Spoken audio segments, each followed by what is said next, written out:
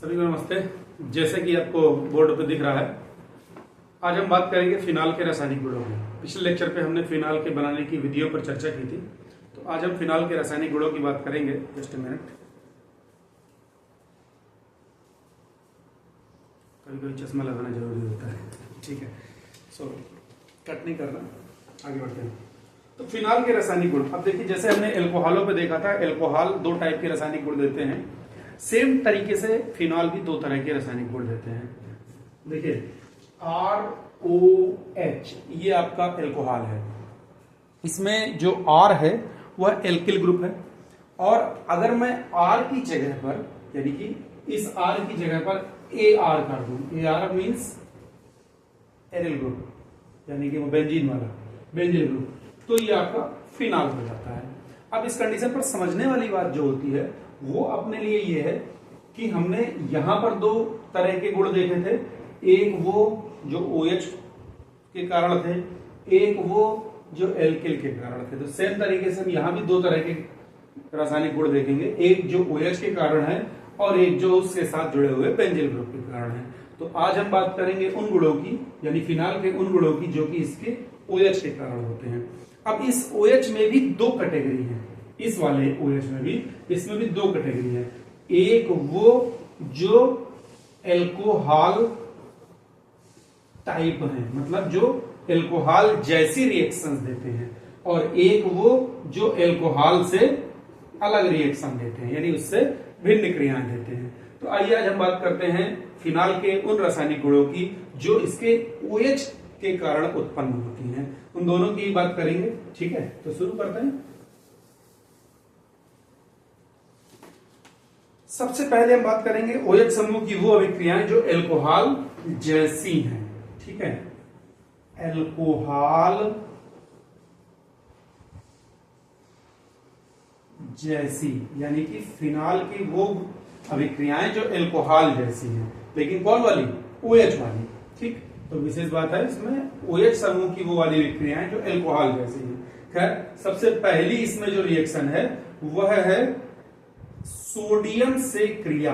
हमने एल्कोहल में भी देखा था और यहां भी हम देख रहे हैं कि सोडियम से क्रिया। तो सोडियम, जब एल्कोहल से हमने सोडियम से क्रिया कराई थी तो एल्कोक्साइड प्राप्त हुए थे, ठीक है। सेम तरीके से यहां पर फिनॉक्साइड प्राप्त होते हैं।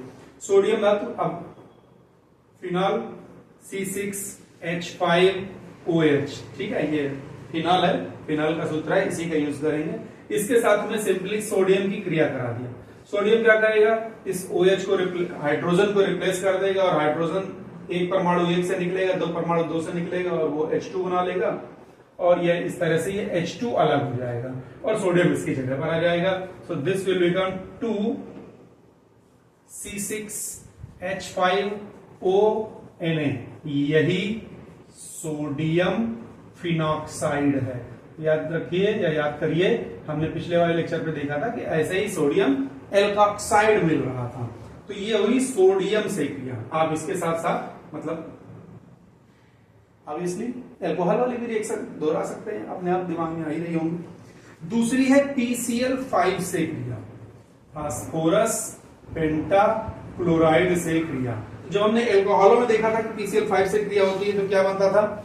एल्किल क्लोराइड बनता था, फास्फोरिल क्लोराइड बनता था। सेम कंडीशन पर यहां भी C6H5OH, दिस इज फिनाल, और इसकी क्रिया मुझे करा देनी है सिंपली PCl5 से। जब PCl5 से इसकी क्रिया कराएंगे तो क्या बनेगा? Benzyl chloride, right you are.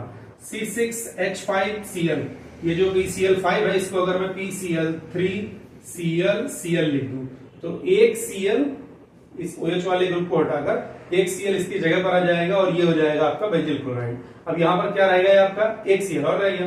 जो एक Cl रह गया वो इस H के साथ चला जाएगा, और क्या बन जाएगा आपका? HCl बन जाएगा।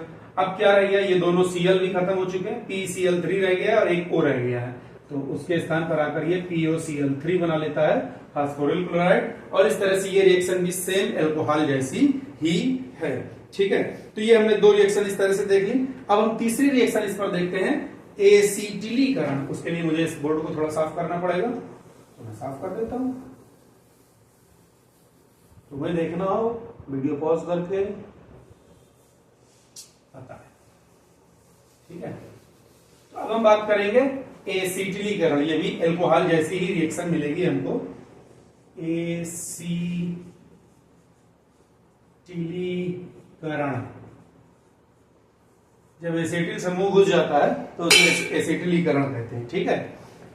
अब ये एसिटिलीकरण दो प्रकार से होगा, देखते हैं दोनों। पहले हम एल्कोहल फिनॉल ले लेते हैं, C6H5OH, और इसकी क्रिया सिंपली, अगर मुझे एसिटिलीकरण करानी है तो तुम्हें पता ही है कि एसिटिल क्लोराइड से क्रिया करानी पड़ेगी, जो होता है CH3COCl। ये है आपका एसिटिल क्लोराइड। पिछली बार बताया था, फिर सुन लो। केमिस्ट्री तैयार करने का पहला, ऑर्गेनिक केमिस्ट्री तैयार करने का पहला मूल मंत्र है कि आपको फार्मूले पता हो।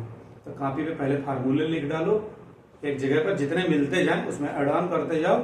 ठीक है। और फिर उसके बाद इन रिएक्शंस पर आओ। नहीं मैं कहूंगा एसिटिल क्लोराइड, तुम कहोगे क्या होता है, कहीं HCl तो नहीं होता है, कहीं H2SO4 तो नहीं होता है। पता होना चाहिए HCl हाइड्रोक्लोरिक अम्ल है, H2SO4 सल्फ्यूरिक अम्ल है। ठीक है। तो कम से कम इनके बीच का डिफरेंस तो पता हो।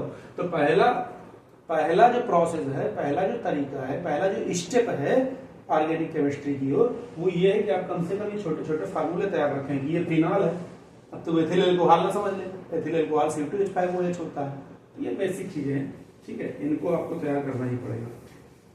लिख डालो एक जगह, रट्टा मार लो। अब क्या होगा, इनके बीच के रिएक्शंस देखते हैं क्या होगा। देखिए इसका H और इसका Cl, ये दोनों मिलके HCl बना के निकल लिए। अब जो बचा है उसको जोड़ के लिखते यार, तुम्हारा काम पूरा है। चलो मैं जोड़ के लिखता हूं। ठीक है। C6H5O, इस जगह से क्या बचा है CO, तो डॉट COCH3, ये CH3 से नहीं जुड़ेगा क्योंकि जगह तो इस जगह खाली है ना, इसलिए मैंने COCH3 करके लिखा है। ये हो गया आपका अब देखो CH3COOH, ये होता है एसिटिक अम्ल, और H की जगह पर C6H5 है, तो इसका मतलब ये एसिटेट हो गया। किस चीज का, ये ग्रुप है फेनिल, तो इसका नाम हो जाएगा फेनिल एसीटेट। ठीक है। तो चलिए एसिटिलीकरण का ही एक और हिस्सा देखते हैं।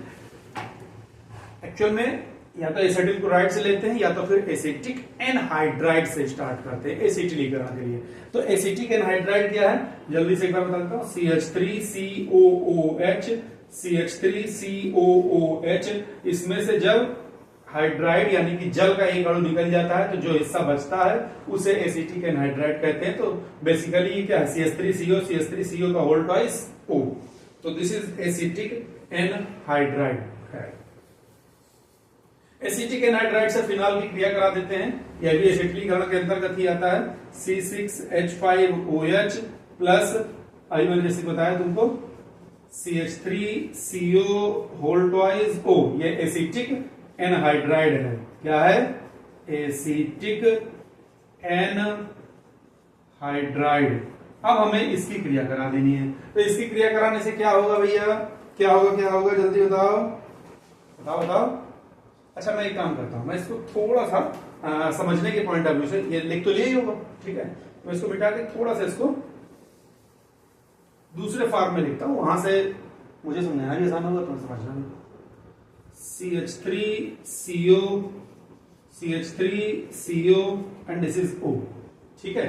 अब देखें CH3COO और इसके साथ अगर मैं H जोड़ दूं तो क्या बन जाएगा, CH3 यस COOH, CH3COOH, और ये CH3CO ग्रुप इसके साथ जोड़ दिए, सेम चीज रहेगी, C6H5O डॉट COCH3। अब कोई बता सकता है, तुम में से कौन बताएगा इसका नाम क्या है, क्या है, नहीं बता पाओगे। ई लिखा है इसका नाम, ऊपर है तो लिखा है भाई, यही तो है C6H5O COCH3 एनिल एसीटेट। ठीक है। तो इस तरह से ये इसका एसिटिलीकरण हो गया, मतलब इसमें हमने एसिटिल ग्रुप का प्रवेश करा दिया, तो इसको कहते हैं एसिटिलीकरण। ठीक है। तो जो कि दो तरह से होता है, या तो एसिटिल क्लोराइड से या तो फिर एसिटिक एनहाइड्राइड से। गुड। अब हाँ, ये रिएक्शन के लिए यहां पर हम लोग CH3COO का यूज कर लेते हैं, और इसके स्थान पर H2SO4 या फिर पेरिडीन का भी यूज किया जा सकता है। मतलब इस जगह पर रिएक्शन जो होगी in the presence of H2SO4 pyridine या CH3COO यानी इसकी प्रेजेंस में होगी। आगे बात करते हैं तीसरी जो रिएक्शन है जो कि फिनॉल एल्कोहल जैसी दिखाते हैं, वो है एल्कलीकरण। अब यार समझ रहे होंगे एसिटिलीकरण में एसिटिल ग्रुप गुजरा है, तो एल्कलीकरण में एल्किल ग्रुप का कुछ लेना देना होगा। एल्कलीकरण, व्हाट इज एल्कलीकरण? सोडियम फिनॉक्साइड C6H5OH, ये फिनॉल था, हमने इसकी सोडियम से क्रिया कराई थी तो सिंपली सोडियम फिनॉक्साइड मिल गया था, तो वहीं से स्टार्ट करनी है। सोडियम फिनॉक्साइड की क्रिया मेथिल आयोडाइड से यानी कि ICH3 से कराने पर, अब देखिए यानी और आई ना आई मतलब सोडियम आयोडाइड बनके निकल लेता है और जो बचा है उसको जोड़ देना है। This is C6H5OCH3। तो क्या हुआ इसमें? एल्किल ग्रुप, ये CH3 क्या है? एल्किल ग्रुप है।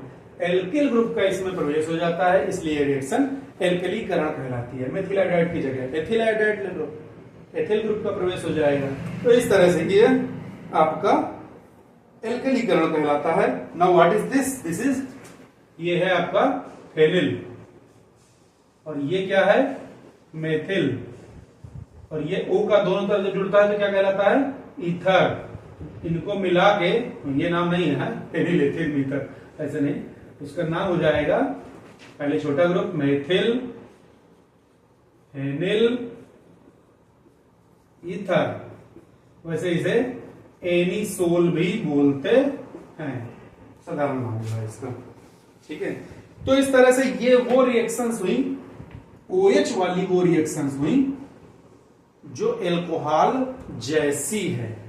अब हम OH की वो रिएक्शन देखेंगे जो एल्कोहल से भिन्न मिलेंगी, ठीक है। यानी कि OH समूह की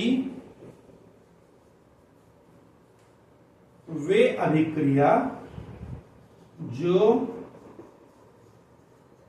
एल्कोहल से भिन्न है। अब हम उन रिएक्शंस की बात करेंगे OH समूह की जो कि एल्कोहल से भिन्न है। ओके, तो शुरू से शुरू करते हैं। सबसे पहली जो इस पे आती है वो होती है अम्लीय लक्षण। ये हेडिंग है, हेलो, ये हेडिंग है। दिस इज अम्लीय लक्षण। व्हाट इज अम्लीय लक्षण? अम्लीय कैरेक्टर क्या होता है? तो पहले, इसके पहले हम इसको शुरू करें, हमें पता तो होना चाहिए कि अम्लीय लक्षण होता क्या है।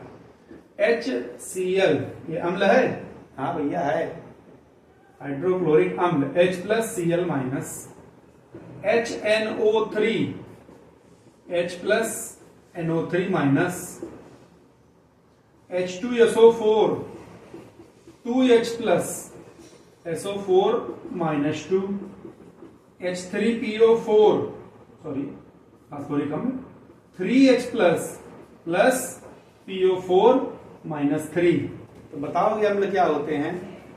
वही अब तक याद किया कि जो स्वाद में खट्टे होते हैं वो अम्ल होते हैं? अरे केमिस्ट्री बता यार। हाँ, जो जलीय विलयन में हाइड्रोजन आयन का त्याग करते हैं वो अम्ल कहलाते हैं। आरेनियस ने कहा था। यस, गुड, पता है तुम्हें। तो देखते हैं कुल मिलाकर अम्ल अच्छा मतलब हमको इसमें उस कैरेक्टर की बात करनी कि हाइड्रोजन छोड़ सके। अब फिनाल क्या है सर? C6H5OH, यानी अगर ये इस हाइड्रोजन को त्याग कर देगा, उन रिएक्शंस को देखेंगे जिसमें इस हाइड्रोजन को छोड़ सके, तो ये उसका अम्लीय कैरेक्टर हो जाएगा। चलिए देखते हैं। अब इसकी बात करें तो अम्लीय कैरेक्टर सबसे ज्यादा फिनाल में होता है, फिर जल में होता है और एल्कोहलों में बहुत कम होता है, ठीक है, क्योंकि ये प्लस आई इफेक्ट दिखाता है और एल्कोहल जो होते हैं वो माइनस आई इफेक्ट दिखाते हैं, ठीक है। तो इसलिए ये उल्टा बोलेगा, फिनाल ये वाला माइनस आई इफेक्ट दिखाता है और एल्कोहल जो होते हैं वो प्लस आई इफेक्ट दिखाते हैं। तो माइनस आई इफेक्ट दिखाने की तरफ प्रभाव होता है और ये H+ अलग हो जाता है, इसलिए अम्लीय लक्षण दर्शाता है और वो आसानी से नहीं छोड़ता। हमने देखे थे उसके भी कुछ गुण, जिसमें सोडियम से डायरेक्ट क्रिया किया था तो उसमें हट गया था। तो इस तरह से छोड़ तो हो ही सकता है, बट इसका अम्लीय कैरेक्टर तगड़ा है। तो खैर, एक तो हो गया ये इसका अम्लीय कैरेक्टर, हमने जैसा कि अभी देखा। अब अम्लीय कैरेक्टर की व्याख्या करने के लिए सीधे सीधे फिनाल की क्रिया किसी क्षार से करा दो, और अगर लवण बनता है तो इसका मतलब ये अम्ल है। किसी भी चीज की क्रिया अगर क्षार से कराने पर लवण और पानी बन जाए तो इसका मतलब वह अम्ल होता है। तो यहां से OH छूटेगा, ये तो पक्का है भैया, Na+ और OH- ही टूटेगा, ठीक है। और इस जगह से यह H+ टूटता है और ये हिस्सा माइनस पे चला जाता है। तो अब आपका इधर का प्लस, इधर का माइनस, और इधर का माइनस, इधर का प्लस, तो H+ और OH- ये दोनों बना देते हैं आपके H2O, और हमें यहां से मिलता है C6H5ONa, सोडियम फिनॉक्साइड। पीछे ही पढ़ चुके इसलिए मैं नाम बार बार नहीं लिख रहा हूं। तो सोडियम फिनॉक्साइड बनने का मतलब यह है कि ये हो गया लवण, ये हो गया जल, ये तो भैया क्षार ही था, तो इसका मतलब ये क्या होगा, ये होगा अम्ल, क्योंकि अम्ल और क्षार जब क्रिया करते हैं तभी लवण और पानी बनता है। ये हम पहले भी पढ़ चुके हैं, पता ही है ना, उदासीनीकरण क्रिया में। तो खैर ये इसके अम्लीय लक्षण को व्यक्त करते हुए एक रिएक्शन हो गई। अब बात करते हैं इसकी दूसरी रिएक्शन की,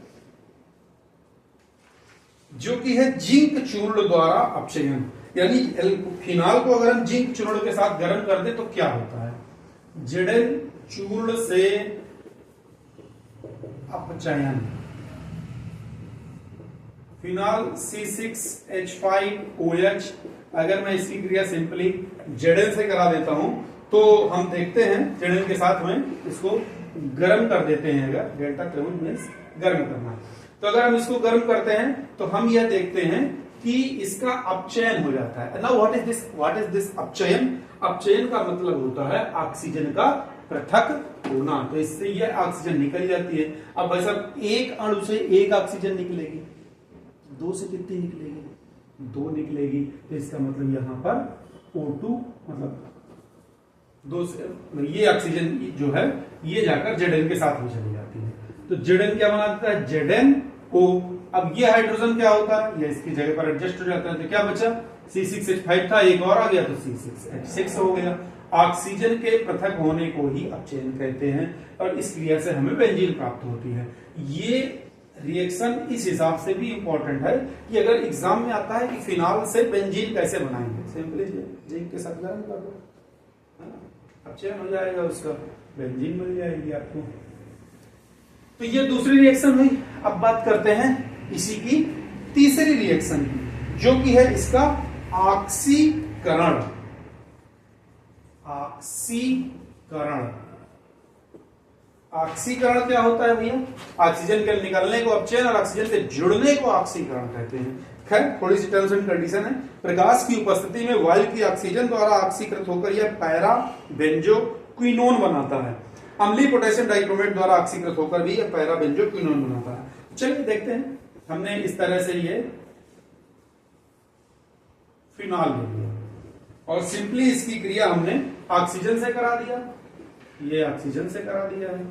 किसकी उपस्थिति में कह रहा है, अम्लीय पोटेशियम डाइक्रोमेट, मतलब K2Cr2O7 प्लस अम्लीय है ना, तो H2SO4 ले लिया। इन दोनों जब ये उपस्थिति होती है तब वो क्या करता है, ऑक्सीजन का प्रवेश हो जाता है। तो ये वाला जो हाइड्रोजन है यहां से हट जाता है और हाइड्रोजन हटकर H2O बना के अलग हो जाता है।